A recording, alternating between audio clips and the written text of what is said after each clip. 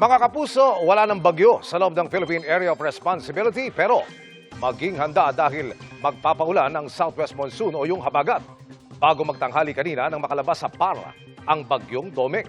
Wala na itong epekto sa anumang bahagi ng bansa.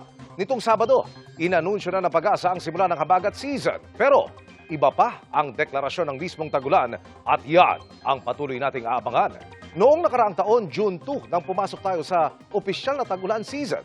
Sa kabila ng mga pag-ulan sa ilang bahagi ng bansa, maraming lugar pa rin ang nakaranas ng matinding init. Sumipa sa 46 degrees Celsius ang heat index sa Pili, Camarines Sur kanina. Bukas, aabot sa 16 na lugar ang posibleng nasa danger level na heat index. May bahagi ng araw na mainit pa rin pero dahil may habagat na, mas mapapadalas na rin ang mga pag-ulan.